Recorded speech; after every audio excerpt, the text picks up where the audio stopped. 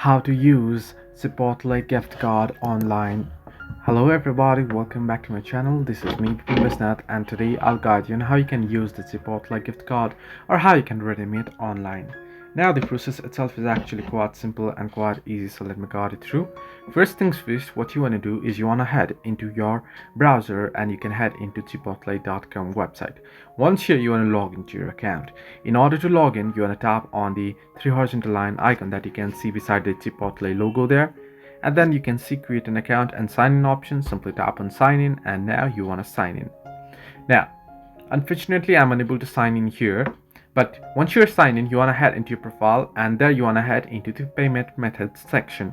Under the payment methods section, you'll get two different options, that is add a card, that is you'll be able to add a bank card, and the other is to add a gift card. You want to simply select the option that says add a gift card and then enter in your gift card details and you're good to go. So this way you can use your Chipotle gift card online. Hope this helped you. Do like and subscribe, and do not forget to leave a comment down below if you have any further issues.